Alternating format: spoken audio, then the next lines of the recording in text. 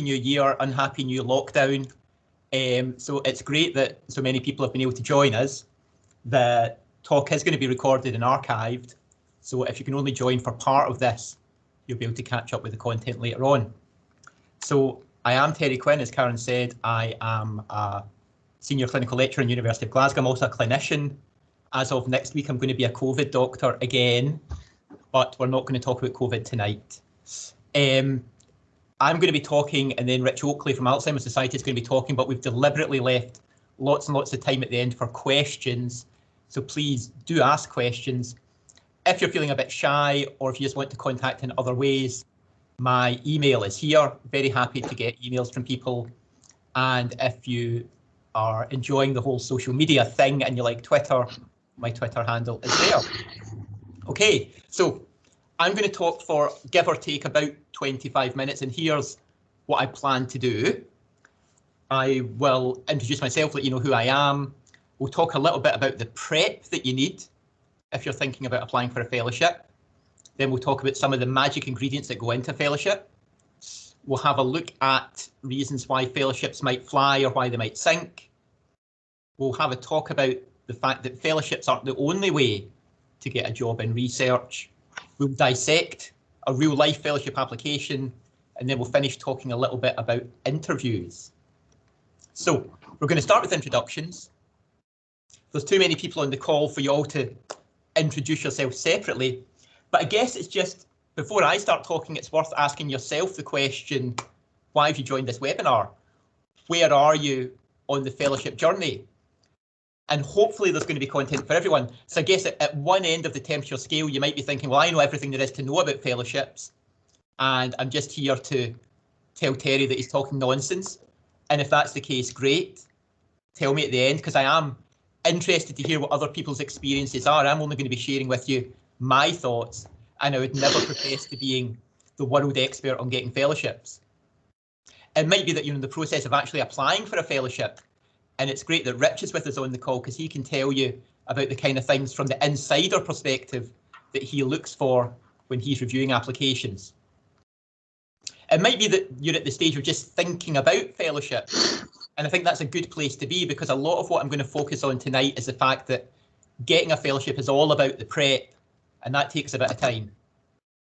Maybe you're not thinking about fellowships, but you're just thinking about grant applications, or maybe you're thinking about interviews, maybe even for a clinical post, and hopefully there's a little bit of something in there if you're that person.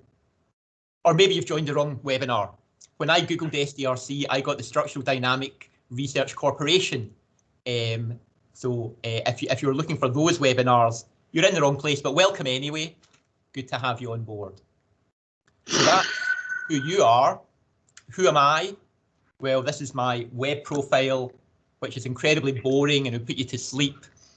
What is it allows me to talk about fellowships? Well, I've had fellowships, but I think more importantly, I've applied for fellowships and not got them. And one of the things that I really want to stress tonight is you won't always get your first attempt at a fellowship, but you can learn from that. And actually, I think a lot of what I'm going to share with you is things that I've learned through not getting a fellowships and through being rejected. But, you know, taking that feedback on board and learning from it, I think has made me a bit better at the whole fellowship game. And we're going to talk a little bit about how you deal with rejection if you don't get that fellowship that you go for. Okay, so let's talk about prep. So you know when you see someone that's made a really wonderful cake or has done some amazing baking, or if you're Craig Ritchie, you've made an amazing casserole, and you just think, well, how did they possibly make that? There's no way I could ever do that. But the thing is, you can, and it's the same with fellowships and with grant applications. You look at a successful grant application, you think, well, there's no way I could ever possibly do that. But the thing is, you can, but it needs a bit of prep, and it needs a bit of practice, it needs a bit of time. So I'm going to be making quite a lot of cooking analogies as we go through this sort of Great British Fellowship off, or Great British PhD off. And the first thing I want to talk about are ingredients, because a fellowship is made up of lots of different parts. In the same way, when you're making a cake, you need to get those ingredients in place. When you're making a fellowship, you need to get the ingredients in place as well. And the main ingredients for a fellowship are your tin of peas. And what do I mean by the 10 of P's? Well, it's those P's that we always look for when we're reviewing grants, when we're reviewing fellowships. And the P's are the project. You need to have a good project, but that's not all you need. You need to have the right people. And in people, I'm including you, the applicant, but I'm also thinking about your supervisory team, and I'm thinking about your mentors, and I'm thinking about your collaborators. You need to have all of those things in place. Another P we're thinking about is the place. You could be the best person and have the best project in the world, but are you doing it in the right place to allow you to realise the potential of that fellowship?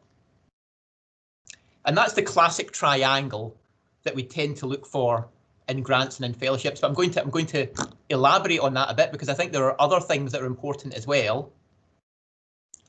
And there's something about the pitch.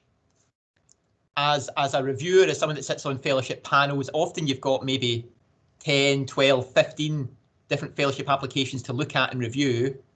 Some of them really just grab you initially and you get so interested in them. And that's about the pitch, it's about the hook. And I think you have to have that if you want your fellowship to really fly. Nowadays, I don't think you can be applying for any research funding unless you've involved people with lived experience, unless you have some kind of PCPI. So I think that's really mandatory now. And for a fellowship, perhaps less for a project grant, but for a fellowship, there also needs to be something about how you're going to use that fellowship to progress.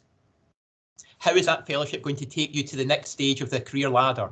How is that fellowship going to let you learn the skills that you need to get to where you want to be in the research world? And that really has to be in there, really kind of woven into all of the other bits.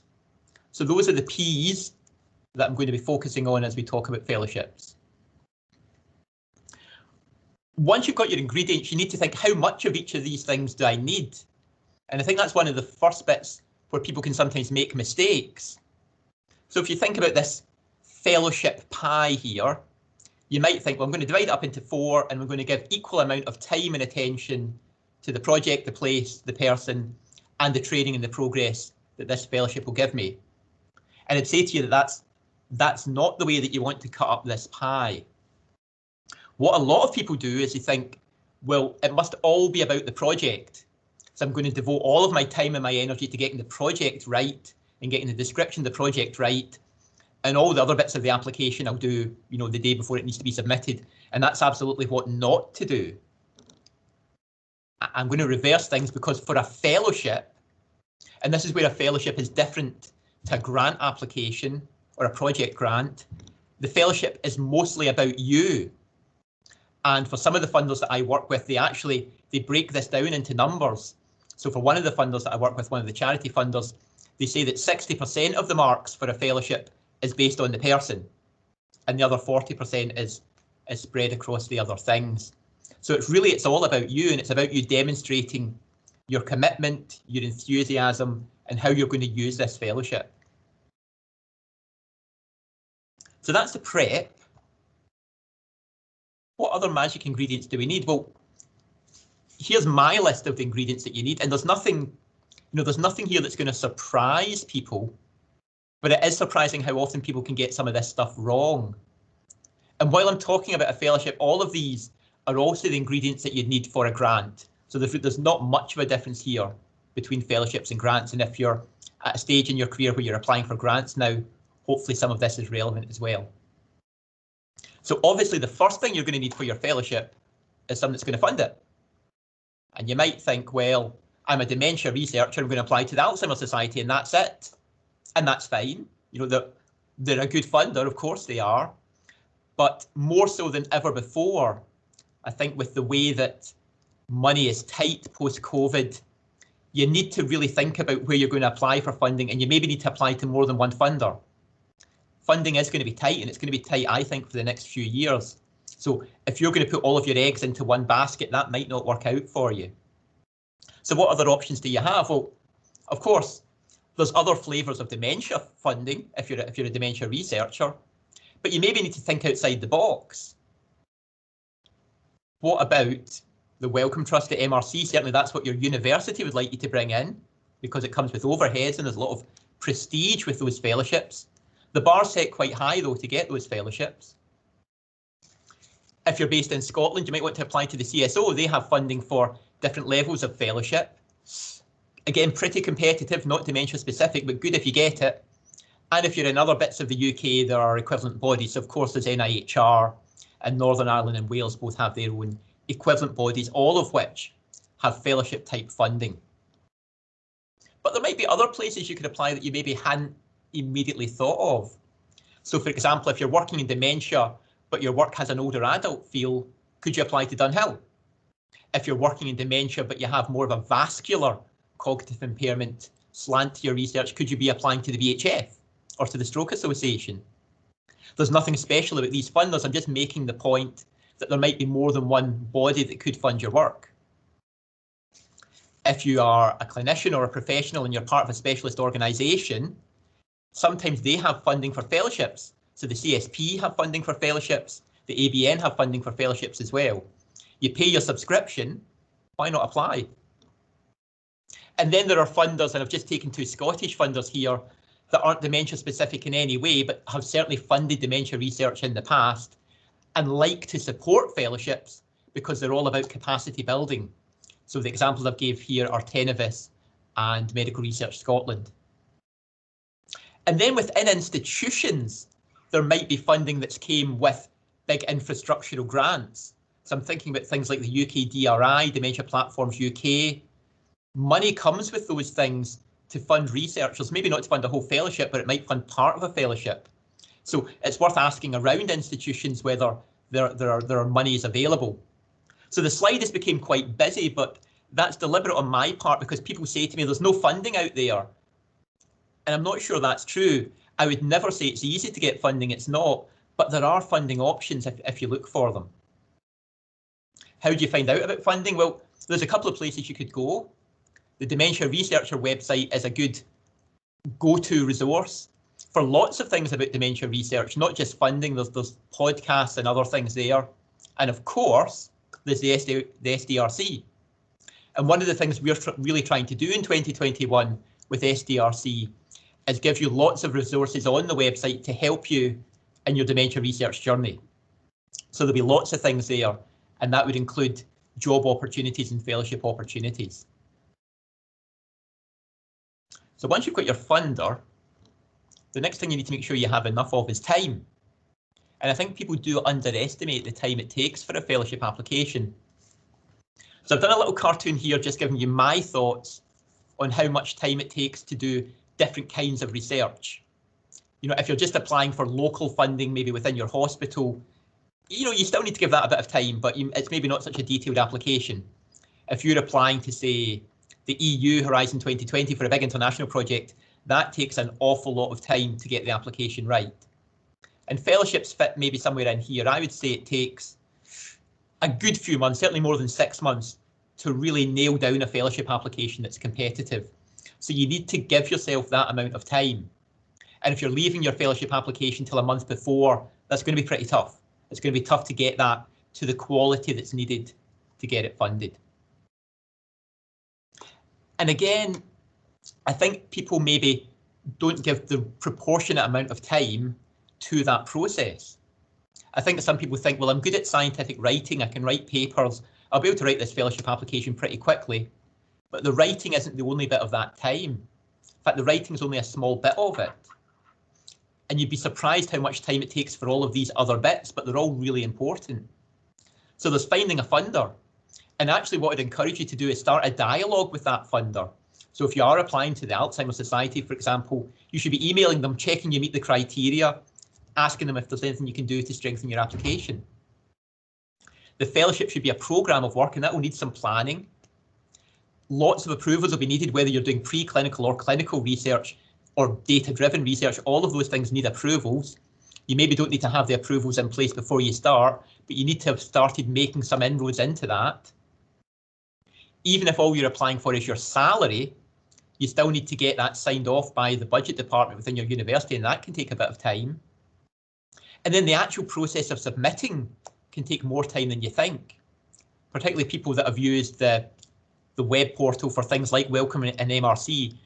I would say it's pretty user unfriendly, and you need to give yourself some time just to navigate that web portal. Same thing for NIHR. The next thing I think you need are some friends. And actually there's lots of stakeholders, there's lots of parties that you need to get involved for you to make your fellowship a goer. And let's just think about what some of them might be. There are all the people that you need to give your fellowship application the thumbs up before you can even submit. So depending on the kind of research you're doing, you might need to discuss it with your IP office. It wouldn't be essential that you have ethics in place before you submit your application, but you maybe just want to check that what you're planning to do will get ethical approval. For people that are based in England and Wales, many funders now mandate that you go to the RDS. We don't have an RDS equivalent in Scotland, but you maybe want to talk to a clinical trials unit or some other body that has a lot of experience in designing research to get some ideas. If you're doing preclinical research, you might need to have discussions with the licensing authority. And if you're doing clinical research, you might need to have a discussion with NHS R&D. And all of these things can't be left till the last minute. There are also other people that you maybe want to have a critical look at your application. So there may be people within your research network. There might be people within the SDRC that you could ask to have a look at this. You also need to be thinking about which collaborators are you going to ask to be involved with this? Who are your supervisors going to be? Are you giving them sufficient time to have a look at your application? And also, who are your mentors?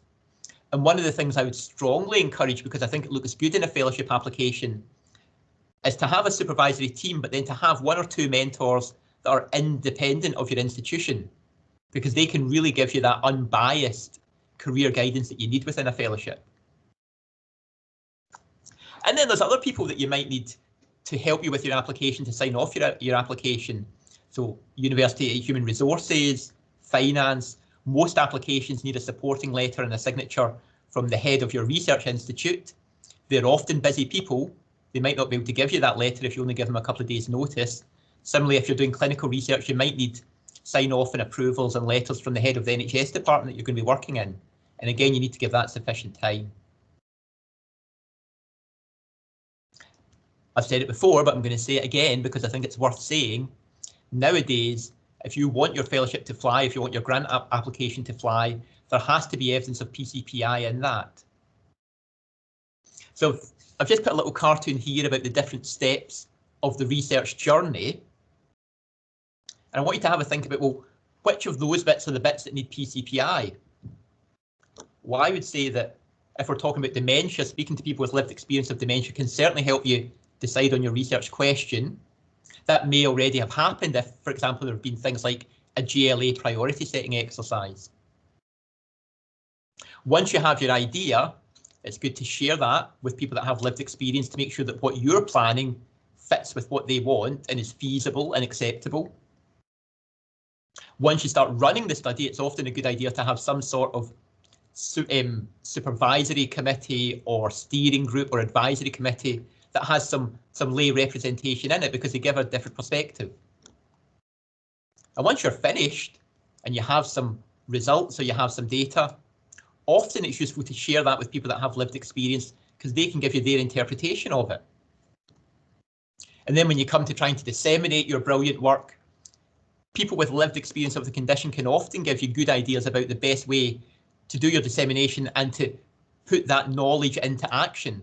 So I would say that PCPI is really important at every single stage of your fellowship, and that's what I'd be looking for when I'm looking at that section of an application. And then once you've done all of that, you have this great fellowship application, you hit submit, and then you wait. And it's worth just being mindful that there is a wait. So after you submit, it's going to be a couple of months before your application is peer reviewed and you get feedback. If you're then invited to an interview, that's going to be another couple of months. And if the interview is successful, it might still be another month before you get the final decision. So you need to factor that in to your life planning. If your contract runs out in the next couple of months and you're only submitting your fellowship application now, you need to think how you're going to try and bridge that gap. Not easy, I know, but you do need to start thinking about those things early and start maybe discussing with your supervisory team early about how you're going to fill that time. And then the last thing I think you need is you do need some resilience. I often think that trying to get into the whole world of research, it's almost like a bit of a closed shop. Because if you want to get a fellowship, particularly as you get a bit further up the career ladder, you need to be recognised as a potentially credible researcher, someone that has the potential to be a future research leader. And to be that person, you need lots of things, but one of the things that you need are papers, maybe grants as well, depending on where you are in your career.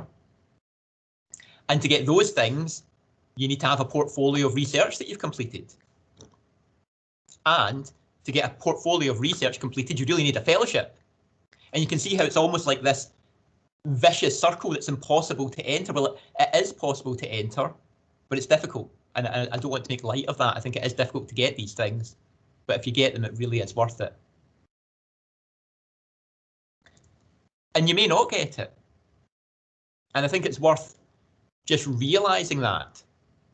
So the majority of funding applications, the majority of fellowship applications that come to any funder are unsuccessful.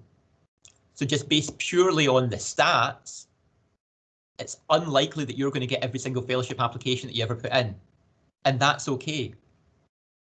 I would say from sitting on funding panels, the number of funding applications that come in that are bad, that are unfundable, is actually very small.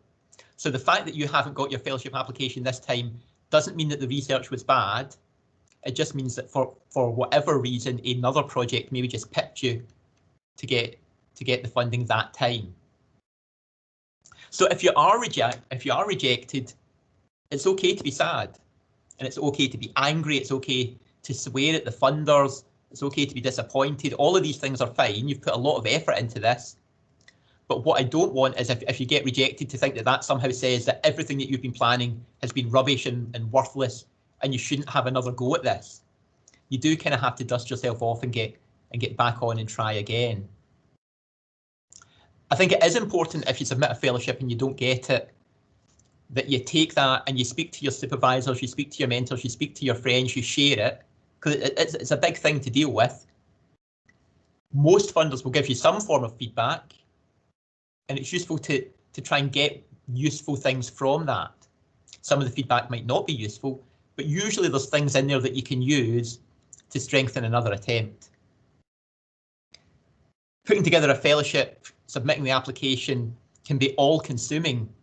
And I think if you do all of that work and you don't get it, it is worth taking a little bit of a break and not going straight into writing your next fellowship application, and then coming back to what you wrote before and looking at it critically, having given yourself a bit of headspace, and then just thinking, well, what am I going to do now? How am I going to change this? So this is now based purely on my experience. I want to just share some of the things that I think are good or maybe not so good when I'm looking at fellowship applications. And again, I'm going to divide it up by my P's. So a good application for a fellowship, you want it to grab you. It's allowed to be a bit risky. It's not like a project grant where there has to be lots of risk mitigation. A good fellowship might include research that doesn't go anywhere. But if that research has taught you skills that you can use to become a better researcher, then it's been a good fellowship. What I really like to see is that you're not just pitching a fellowship that's been given to you by your supervisor. I like to see that the applicant has, it's very easy to see that they've been involved in the genesis of this. When it comes to the project, I like to see that the work that you're proposing for the fellowship is actually going to go somewhere. It's actually going to achieve something. I know with REF on our minds, we're probably all sick of hearing about impact, but you need to think about impact. I spoke before about the progression within a fellowship. So I want to see how the things that you're proposing are going to teach you new skills. And they can be research specific skills, or they can be more general skills like leading a team. And, you know, most funders would want to see that what they're supporting you to do is going to produce something tangible like papers. For the applicant themselves, what we're looking for when we're reviewing these things is that up to that point of application, you have a history of, in inverted commas, academic excellence. And that goes right back. So don't be shy about talking about prizes that you maybe had as an undergraduate. We want to see all of that. We want to see evidence of excellence right through your research career. I like to see that a person has taken opportunities that were available and that might have involved working out with of the funded project that they were part of and doing other things in their own spare time. That really shows a commitment to the discipline, to the specialty, and to research.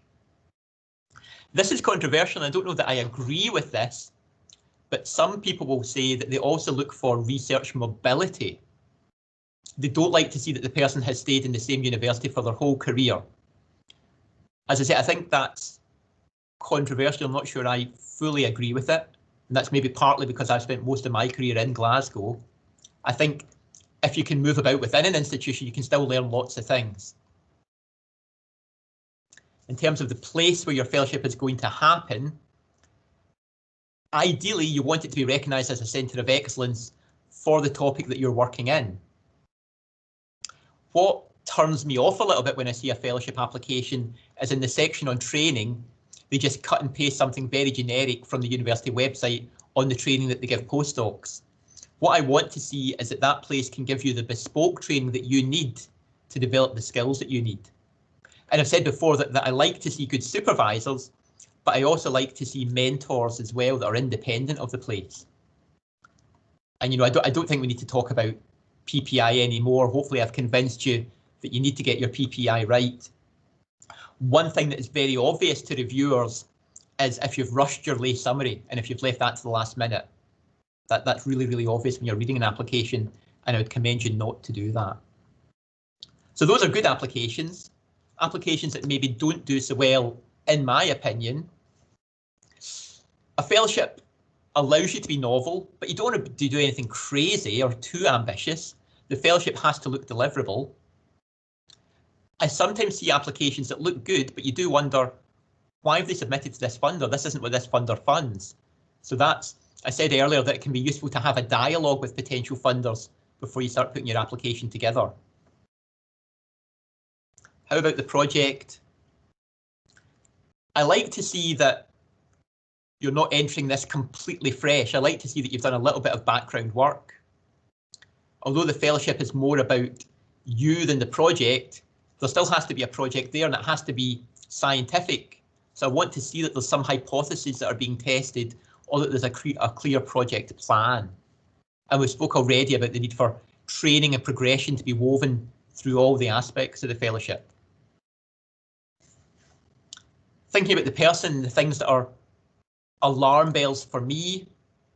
If you look at someone's CV and it doesn't scream out to you, this is a card-carrying researcher, that's difficult.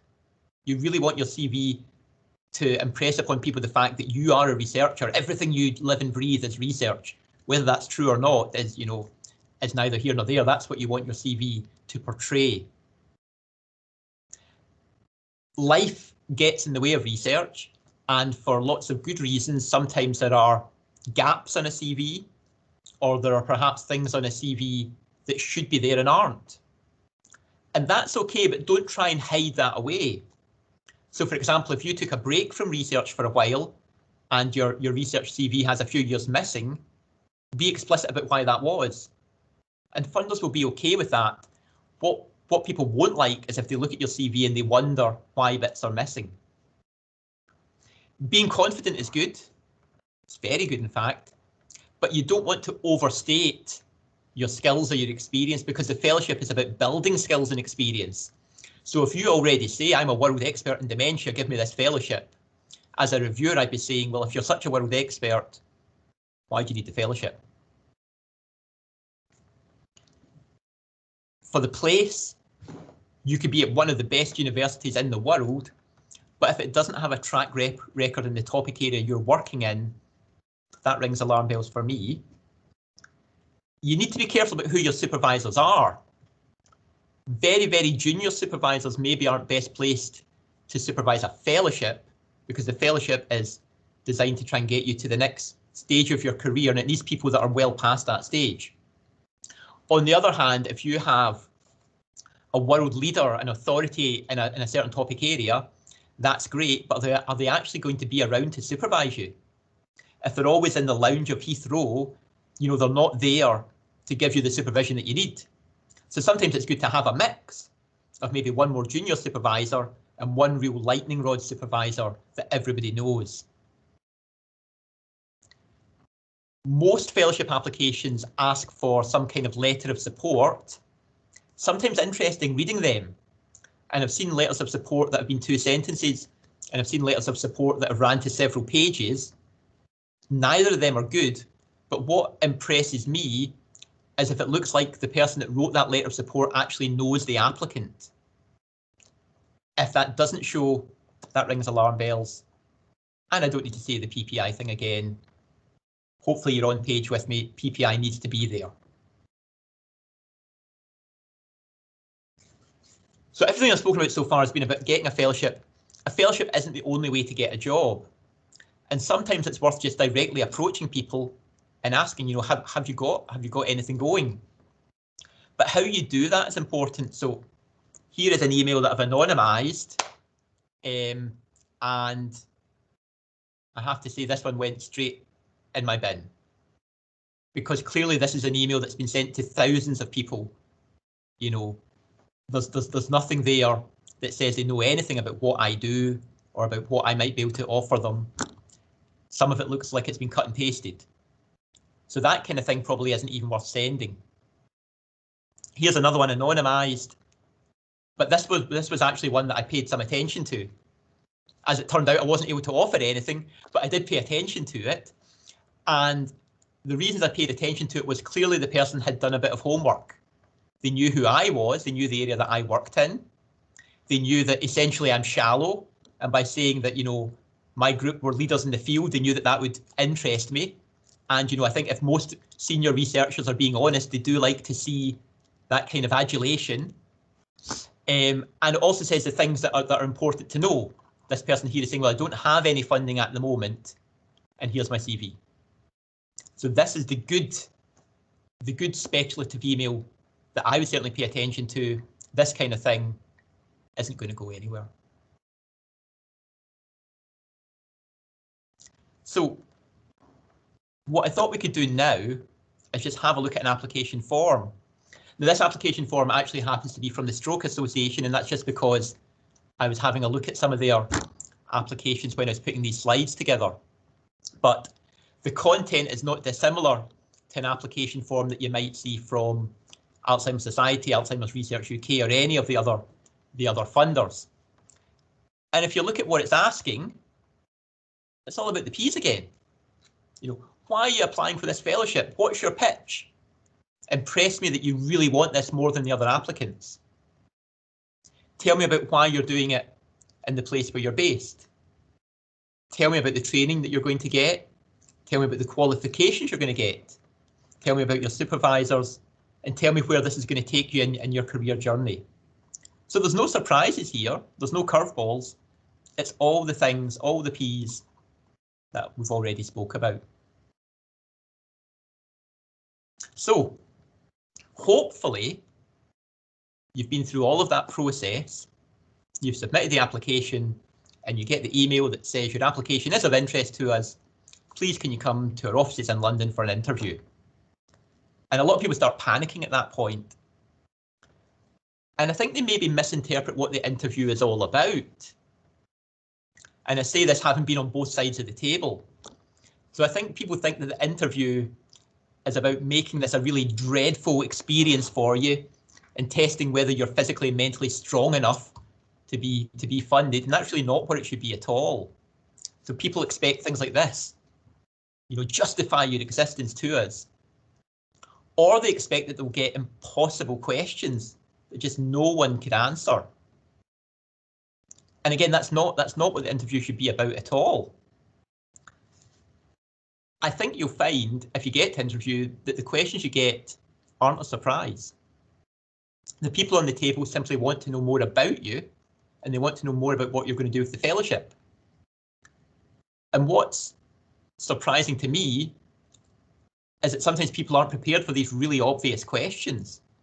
Tell us about your experience so far. Tell us about what you're planning for the future. and again the PPI. And I'm just going to put another couple of the questions that come up time and time again, but that in my experience people don't always answer so well. So if you're applying for a fellowship, you need to be prepared to say why now is the right time for you to apply for that fellowship. Why aren't you doing some more postdoc or RA work before you apply? Or why have you left it so long? You need to be able to justify that. Any project comes with risks. Risk is fine, and a fellowship risk is okay, but you need to recognise what those risks are, and you need to show that you have some plans to mitigate risk. And then the other thing that you often get, and that I find people answer badly at interview, is why have you chosen that particular funder to apply for your fellowship? As I showed before, potentially there are lots of people that could fund fellowships, so why have you went for that one? And again, a little bit of early communication with the funder can help you a lot in how you answer that. So that's been a slightly stream of consciousness insight into how I think about fellowships.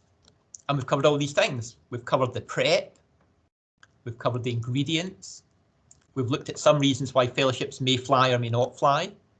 We've spoken about other ways that you might get a job. We've had a look at the anatomy of a fellowship application, and we spoke at interviews. So at that point, I am going to stop sharing, if I can work out how to do that, and hand back to Karen. Thanks very much, Terry. I think that really summed up very clearly the importance of the bigger picture right from the start, from the PPI at the start right the way through to dissemination at the end, rather than just focusing on a particular subject or topic. And we have one quick question before we move off to Richard. Okay, two. Another one just popped up. Let's see where we go with them. Well, we'll do a couple now, and we'll come back to some of them if they keep. I think everyone was engrossed, and the questions are coming now. So, a different Karen has asked about the CV, clearly communicating that commitment to research, but does that have to be demonstrated through research that has been undertaken, or can it be about implementing research in a clinical area? Yeah, I think there isn't a one-size-fits-all fellowship approach. So what you want to do is you want to show that you are committed to the world of research, and that can take lots of different flavours. I don't think there's just one thing that works and one thing that doesn't work. If you're showing that you've done a lot of work in implementation, that would look best if the fellowship you're applying for is in the space of implementation science. But I think whatever you can demonstrate always looks good. Thank you. Just quickly, Stina's asking, how long after finishing a PhD can it be realistic to get a fellowship? Well, I mean, there's not a right answer to that because it very much depends on the person. So I have known of people that have went straight into a fellowship pretty much straight off the bat from finishing their PhD, but that's been a really stellar PhD, you know, that's produced a lot of papers, and that, you know, you've got someone that's on a real career track and that, you know, you're probably going to be working for in 5 or 10 years time. For other people, it takes a bit longer, you know, so there isn't a right or a wrong, but however long it's taken you, you need to be able to justify that in the application and when it comes to interview. Thank you. I think what we'll do is come back to Danielle's question and subsequent questions after Richard's presentation. So I'll just keep a note as the questions are coming through. Thanks very much, Terry. So I'll pass over to Richard, but just to say, Richard, that Terry has given us permission to swear at you. I did note that during this presentation. He didn't mention that to me. He didn't mention that to me. Okay, thanks very much, everyone. I don't have any slides, and I'm just going to talk through a little bit of my experience and some of the things I have done. So, and I think Terry did a really great job. So I'll try and fill in some of the gaps and the bits that are different to what he said there. So, and then hopefully leave time for questions and discussion. So just a quick bit about me. So I did a PhD and a postdoc, and then I decided research is it's a pretty tough career sometimes. It's easier on my side of the interview table than on your side. So I then, after my postdoc, moved to Cancer Research UK, and I was there for 8 years, funding response mode grants, core funding, and actually fellowships for 2.5 years. and now I've been at Alzheimer's Society for 3 months. So a lot of the presentations I've given this have been from a Cancer Research UK point of view. So if I've mentioned the word cancer, apologies. These fellowships are very, very similar in all these different organisations. That's a really great thing because it helps you no matter which organisation you want to go to. And I echo what Terry said about going to many, that can really help. So my experience is from that point of view and from that organisation. But I'll go through some of the key things that speaking to people on panel members and being obviously part of the interviews and seeing applications and speaking to applicants, what I have seen has been the best things and some of the pitfalls. So to echo what Terry said, fellowships are about you, the individual and your potential, absolutely. That is, when you get to be offering research grants and slightly more senior in career, a lot of it is about your publications, whether we like to believe that or not, whether we say it or not, or whether you like that situation or not, it is. Fellowships is different. Fellowships is about you, your potential. The funder wants to know, are you going to become a world leader? Are you going to work with that funder and really, particularly charities, help them in other ways, and can they really be part of your journey? So it is about you. It isn't, you don't have to have all the answers. You don't have to have written the best ever application. It is okay to be a bit more honest, talk about you as a person, and the things you're looking to learn and develop and where that fellowship is going to take you. I think that's absolutely critical because this is really about you and how you're developing your career. So there's a couple of things that people always wanted. People always wanted to know success rates whenever I've given these presentations before. And the answer is how long's a piece of string? It's very difficult to do. However, certainly at CIK, we did do some analysis over it. And on average, and this is whether you see this as a good thing, on average, there's 3 stages to a fellowship at CIK, and Alzheimer's Society has 2, but it's still very similar kind of steps. There are 50% success rate at all 3 stages. So you get down to 12.5%. And I very rarely ever saw someone first application to any funder go through. If they were successful with their first one to CIK, that was often because they had submitted applications to others and had got feedback and improved it. So in all honesty, it's almost one of those rites of passage. You submit it, you should get feedback. If you don't, you should phone up the office, you should get better feedback, you should talk to them about it. Because these are very prestigious, very difficult. I mean, you're asking someone to give you often millions of pounds over a period of like 5 years, and so there really needs to be a lot of trust there. You need to have really convinced them on you and your potential. So it is tough. It's definitely possible, but definitely don't get persuaded just from one. If you're unsuccessful 1-2 times, that is absolutely not the way. That is very often the case, and please keep on and going on your track. I think one of the things that people didn't always put enough credit to, but in committees afterwards, I saw the people sitting on the panels that they really made some applicants stand out, because a lot of people, when they get into interview stage, are probably fundable. It's really great science, they're a really great individual. It's small little margins that differentiate people. And people that applied for small bursaries, travel grants, to go and learn a skill at a different organisation, or to go to a conference, people that had been to conferences and people maybe on the panel or people that they knew had heard of this person because they'd been at a conference. Those things made a massive difference, because it showed you were on a career trajectory where you were applying for grants and getting grants. You weren't just letting your supervisor pay for you to go to a conference or send an email to someone. You were kind of applying, learning how to write grants, learning how to do applications. Some of those smaller grants even take interviews, sometimes not. But if you had 4 or 5 of those over the course of your PhD and postdoc, that showed that you'd really gone and sought out other opportunities, and that made a real massive difference to people where their margins were really tight. So definitely look at those smaller grants from different organisations. Even in your own universities will have some of these. If it's a competitive process, they really make you stand out as someone who's making the extra effort to establish yourself. And like I say, the other thing in conferences, definitely make sure that you are being visible, you're giving talks when you can, you're speaking, you're being that person that goes up after the end of someone who gave a really good talk, and you're not just instantly going up to get a coffee maybe, but you're going up to that person, speaking to them. You never know when they'll be on the grant panel in the future, and if you spoke to them, or maybe if they do have other career opportunities and jobs, do be that person. Again, I've seen it happen where people have gone, this person came and spoke to me, or I saw them at a conference, they gave a talk, it was really impressive then. And those things, when it's small margins, they make massive differences.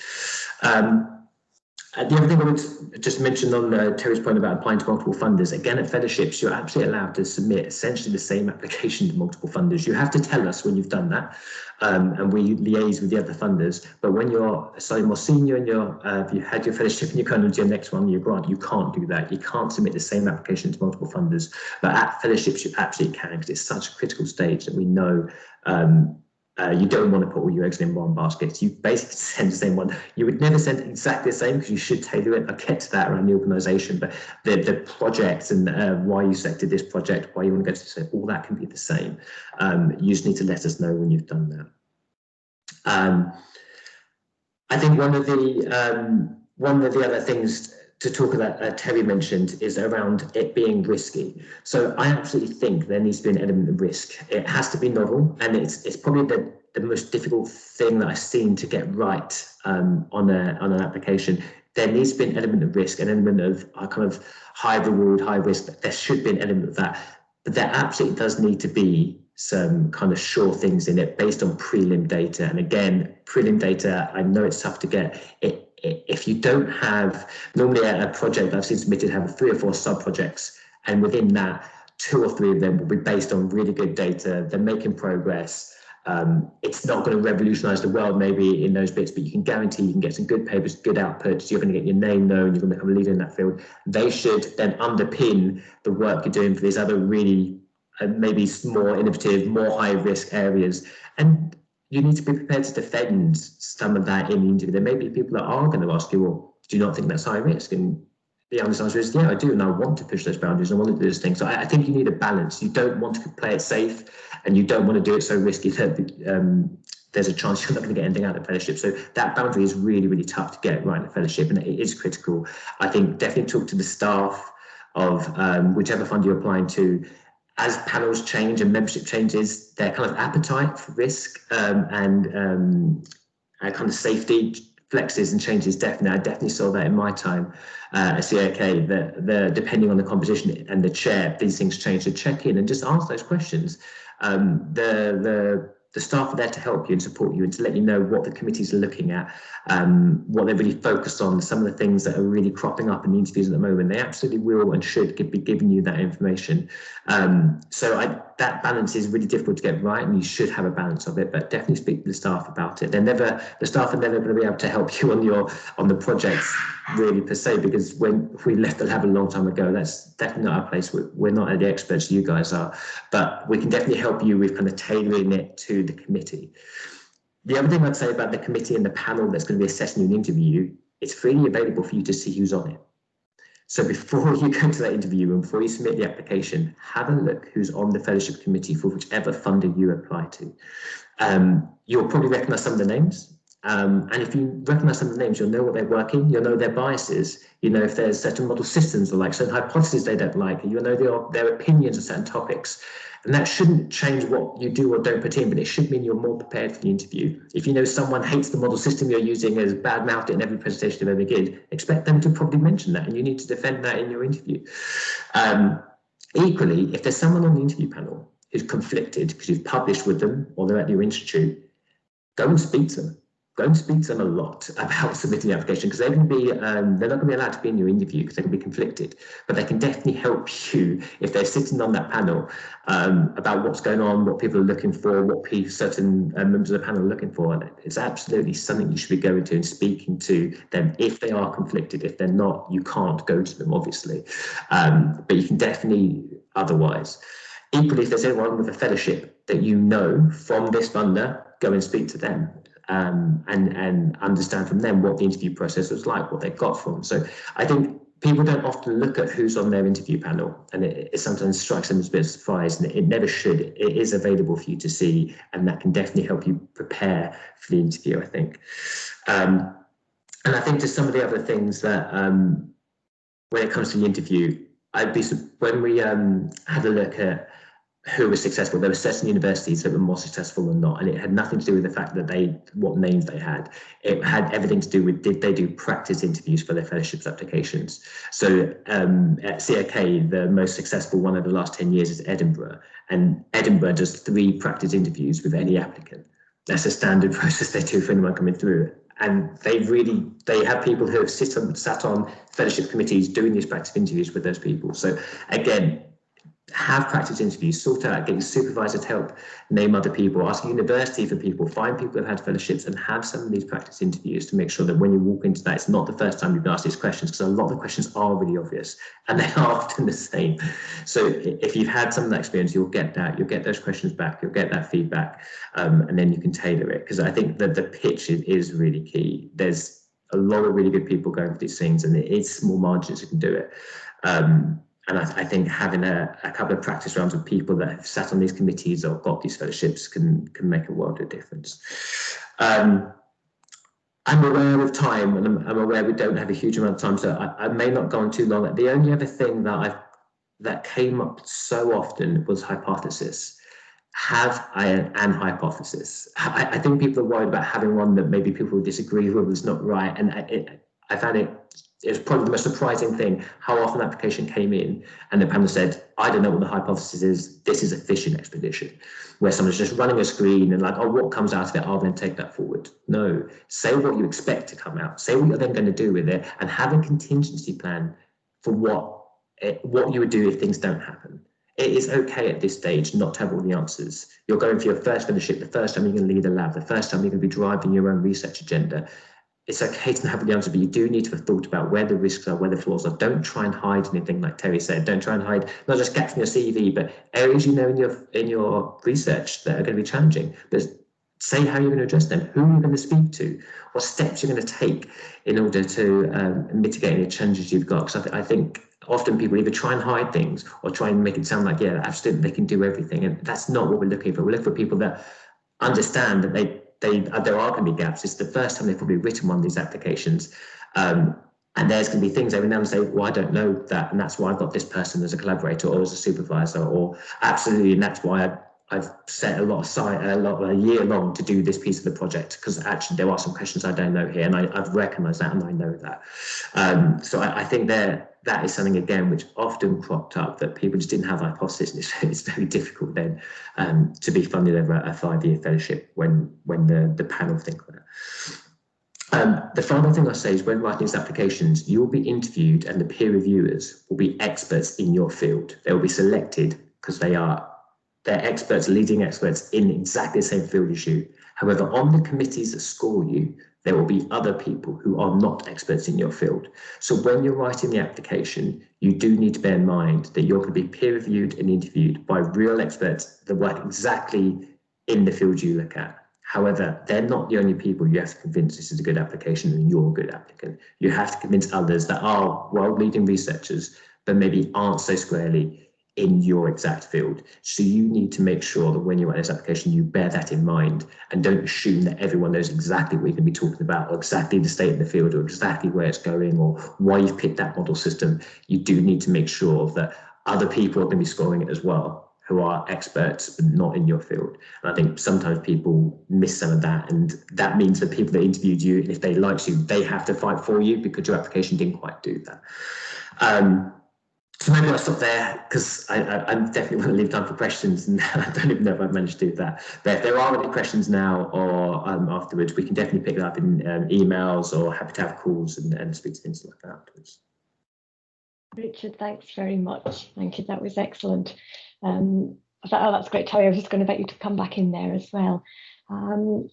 If you're okay, we'll just take some questions and see where we go with the time. So going back to one from Danielle, and maybe just one tip from both of you as to how to answer the why have I chosen this fellowship question. What you're looking for with that question. Well, Richard is probably better placed to answer that than me, but I guess what impresses me is that the person has done their homework, they know what that funder is all about, and they know what that funder's fellowship offers. So sometimes the fellowship is more than just salary. Sometimes built into that, there are things like leadership training, or the specific funding to go abroad, all of these things. So if you can, and you don't, the Danielle in her question said, say I haven't had a dialogue with the funder yet, all of these details will be on the funder's website. So if you can just spend a bit of time poring over that, get a feel for what the funder is offering you, that's what you say you want. Yeah, and just to add that, I mean, every funder will have an organisational strategy and a research strategy, and there's a long version often, and then a short version. Should definitely have read the short version at least. So Alzheimer Society, we're kind of refreshing our strategy now. It will then come out, and whatever the focus is in, if that appeals to you, that's definitely something to say. Again, I remember when we mentioned Alzheimer's Society, just simply because if I take that, people go, oh, Alzheimer's Society doing this or that. Actually, okay, we had cancer of unmet needs. It's 4 cancers that we're particularly focused on. We had a big focus on early detection and diagnosis. In fact, if you wrote an application in early detection and diagnosis and didn't reference it was a focus of CIK strategy, we'd think you hadn't read it. So do not submit an application to a fund without having read their research strategy and then seeing where you fit in. Just because you don't doesn't mean you can't go to it, but I'd even reference that point. So yeah, always do that. Great, thank you. And Margaret makes an excellent point, more of a point than a question, but just about the value of experience as a family carer. And I think that's really important in terms of recognising there are different ways of getting research experience, all of which will build up a research portfolio, and with the opportunity to take part in training in different aspects of research, and as in Margaret's case, hopefully ultimately to a PhD herself.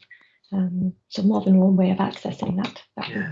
And I think that the USP that someone would have, maybe because there are many different ways of doing things, and don't hide away from that. Sing about that unique experience you have and why that makes you the best applicant with the best potential because you've had this different experience. I always, that USP is really clear. So when you have one that you think distinguishes you from the other applicants that you think maybe is just a bit different, always sing about that. That's always one of the things you should mention. I think that's right. So grants and fellowships, there's an aspect of telling a story there, and what a great hook to say this is why, I'm so passionate and so committed to this because of my lived experience. I can really see how if you frame that in the right way, you can get the reviewers on board straight away. The other thing I'd say to Margaret as a very blatant plug, in SDRC we are offering mentorship, and I think coming from a slightly different background into research, that's the kind of person that could really do with having some good mentors to help guide them through the research landscape. And if you contact us in SDRC, we can I think Debbie's already beaten you to it, Terry. Oh, okay. She's in there already. Just the process. So hopefully lots of opportunities there for Margaret that hopefully will be followed up. Amira's asking about how important it is to have high impact publications at the point of applying for your fellowship. Well, it does no publications harm. In high impact journals, sorry. Yeah. I mean, it does no harm, but it's not the deal breaker. What I'm looking for is the potential for you to generate the high impact publications. So if you don't have them yet, that's okay. As Richard has said, and as I've said, you need to be explicit about that. Don't hide that away. But you need to say, look, here's why I'm going to be getting those publications. Yeah, I completely agree. You definitely don't. I mean, I can't lie and say it wouldn't help. The more high impact applications, it will strengthen you because that's just a fact. But you absolutely don't need them. And I've seen many fellowships given people that didn't. But yeah, don't hide away. It could be you work in a field where they're not often given. It could be that that's what you're building to. The point that Terry made is the right one. You will get them, and that's what you need to convince the panel is that you will kind of deliver high impact publications going forward. Yeah, great. And just to put you on the spot, Richard, we can see from the website that Alzheimer Society are hoping to open funding streams in March, April next year. We've had a question if there's any updates on that since you're here. I'm trying to unmute that. Sorry, yeah. So we will be launching a funding round in the next financial year. So we will be launching one after April for the year 21, early part of 22. I don't know when it will be. And at the moment we're discussing finances is the honest answer to that. Because the new lockdowns come in, we're waiting for this year to finish until we know the exact budgets we're going to have. So I have to talk to the trustees at the end of February, beginning of March about that. But there will be a new round. There will probably only be one round, but I don't know the budget yet. So, but please keep on looking at the website. There will be one. Thank you. I appreciate the challenges of the past year. And that, I think we're probably just about done for time now, and I think we've worked our way through the questions there. So just to say that if anyone who's on the call tonight is not already a member of SDRC, then please do follow up the links. Colleen's put a link that will take through to the website there. Please do join. And on behalf of SDRC, thank you very much, Terry and Richard, for giving us your time this evening. That's been incredibly helpful and enlightening. And thanks to everyone for coming along.